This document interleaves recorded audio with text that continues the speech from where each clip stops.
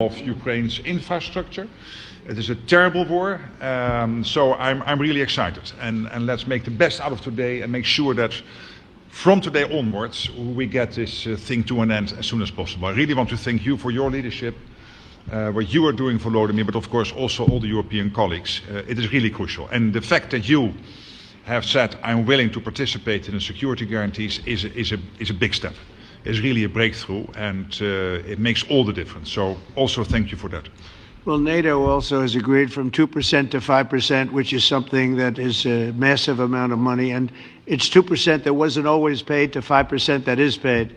That's a big difference. And so we appreciate that. That was a great move. Thank you very much. Ursula, maybe on behalf of the Commission, you could say a couple of words. Yes. Thank you very much. It's a pleasure to be here. And it's a very important moment. Indeed, we are here, Europeans, as friends and allies. We had a fantastic NATO summit. Together as the two largest and biggest economies in the world, we had the largest trade deal ever agreed. And now we are here to work together with you on a just and lasting peace for Ukraine. Stop the killing. This is really our common interest, stop the killing.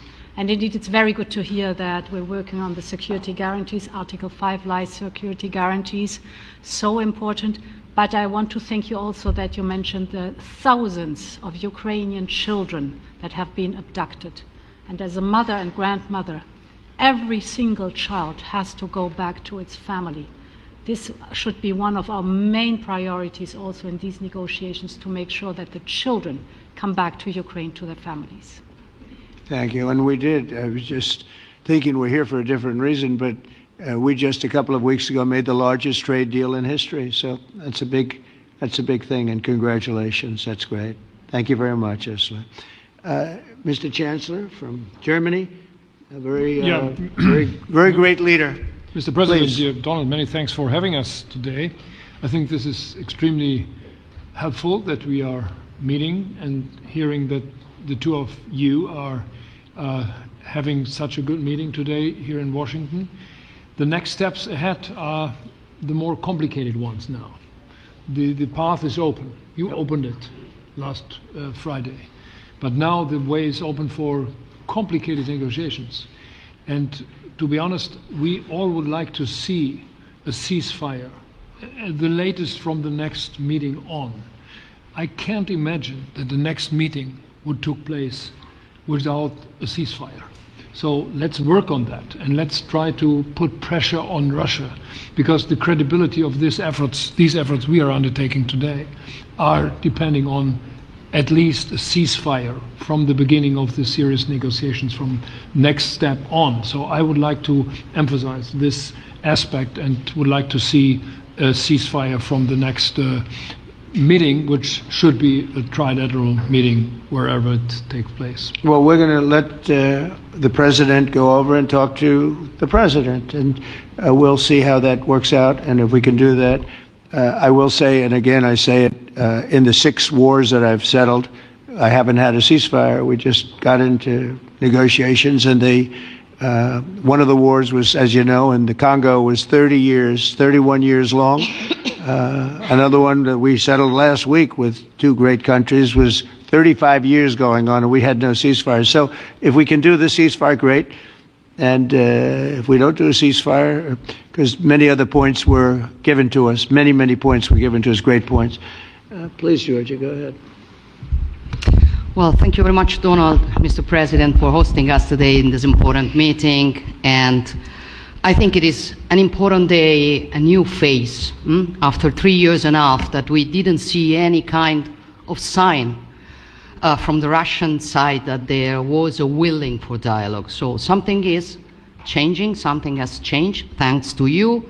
Thanks also to the stalling in the battlefield, which was achieved with the bravery of Ukrainians and with the unity that we all provided to Ukraine. And the reason why I mention it is that we also have to remind that if we want to reach peace and if we want to guarantee justice, we have to do it united. So that's why it's a very good day, the one we are in. You can obviously count on Italy as it was from the beginning. We are on the side of Ukraine, and we do absolutely support your efforts towards peace. We will talk about many important topics. The first one is security guarantees, how to be sure that it won't happen again, which is the precondition of every kind of peace. I'm happy that we will discuss about that. I'm happy that we will begin from a proposal, which is the, let's say, Article 5 model, which was Italian at the beginning. So we are always ready to bring our proposals for peace, for dialogue. It's something we have to build together to guarantee peace and to defend the security of our nation. So thank you, Mr. President, for hosting us. Thank you very much. Emmanuel? Thank you, Mr. President, for organizing this meeting and for your commitment. And everything was said, but I just have to say here, everybody around this table is in favor of peace. And we work very hard, and we've worked very hard during the past few years to have a peace which is a robust and long-standing peace. This is why the idea of a trilateral meeting is very important, because this is the only way to fix it. And by the way, I think as a follow-up, we would need probably a quadrilateral meeting, because when we speak about security guarantees, we speak about the whole security of the European continent. And this is why we are all united here with Ukraine on this matter. In order to organize such a trilateral meeting, your idea to ask for a truce or ceasefire, at least to stop the killings, as we discussed, is a necessity. And we all support this idea. And in order to have such a long-standing peace for Ukraine and for the whole continent, we do need the security guarantees. And the first one is clearly a credible Ukrainian army for the years and decades to come. And the second one is our own commitments, all of us. And we worked very hard during the past few months amongst the coalition of the willings, with the support of NATO, to build the different pillars of security guarantees and our commitments. And you can be sure that the Europeans are very lucid about the fact that they have their fair share in these security guarantees for Ukraine, but their own security is clearly at stake in this situation. So you can count on us, as we can count on you, in order to deliver this robust peace for both Ukraine and Europe. Thank you very much, Emmanuel. Mr. Prime Minister? Thank you very much, Mr. President, and thank you for hosting us here. Can I start where Emmanuel started, which is we all want peace. The war in Ukraine has had a huge impact, particularly on the Ukrainians who've borne the brunt of it, but it's also had an impact on Europe and on the United Kingdom. There's not a family or community that hasn't been affected. And when we talk about security, we're talking about the security not just of Ukraine, we're talking about the security of Europe and the United Kingdom as well, which is why this is such an important issue. I think this is such an important meeting. As a group, I think we've had a discussion on the phone a number of times, Mr. President, but be able now to be around the table to take it forward. And I really feel that we can, I think, with the right approach this afternoon, make real progress, particularly on the security guarantees, and your indication of security guarantees, of some sort of Article 5 style guarantees, fits with what we've been doing with the Coalition of the Willing, which we started some months ago, bringing countries together and showing that we were prepared to step up to the plate when it came to security. With you coming alongside, the US alongside what we've already developed, I think we could take a really important step forward today. A historic step, actually, could come out of this meeting in terms of security for Ukraine and security in Europe. I also feel that we can make real progress towards a just and lasting outcome. Obviously, that has to involve Ukraine, and a trilateral meeting seems the sensible next step. So thank you for being prepared to take that forward, because I think if we can ensure that that is the progress out of this meeting, both security guarantees and some sort of progress on trilateral meeting of some sort to bring some of the difficult issues to a head, then I think today will be seen as a very important day in recent years in relation to a conflict which has gone on for 3 and a bit years, and so far nobody's been able to bring it to this point. So I thank you for that. Well, thank you very much. And, you know, it's very interesting because this is the first for the White House. You can't say that very often. it's seen a lot over the years, since 1800, 1799, to be almost exact. But this is the first where we've had so many prime ministers, presidents, the heads of European nations. And by the way, Alex, I'd like you to say a couple of words too. You're a young, powerful man. Before I finish up, I want you to say a couple of words. Go ahead. I'll take the notion of youth back to my wife and try to convince her. Thank you very much, Mr. President. I think in the past 2 weeks we've probably had more progress in ending this war than we have in the past 3.5 years.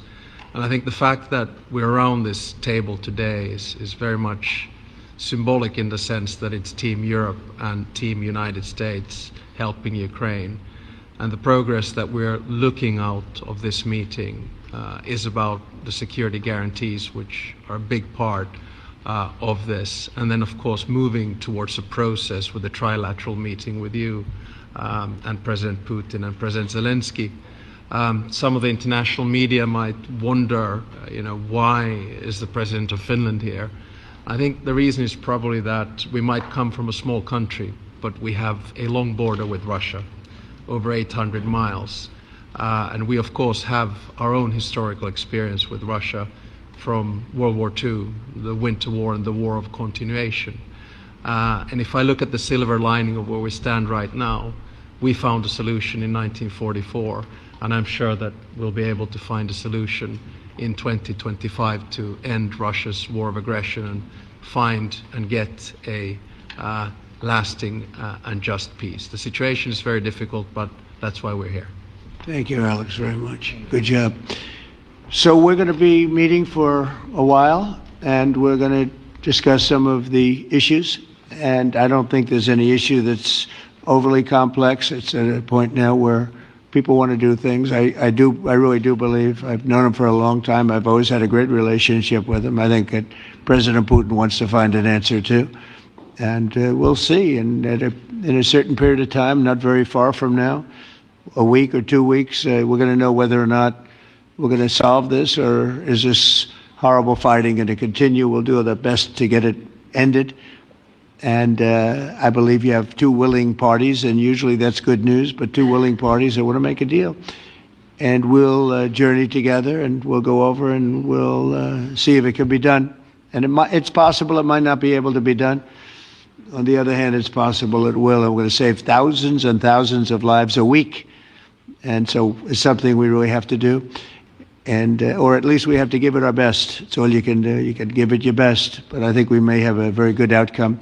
So I want to thank you all, and the media, I want to thank you. We're going to be staying here for a little while. Then we're going to walk over to the Oval Office, and we're going to have another little discussion about similar matters. And then they're going to go home to their great countries and report.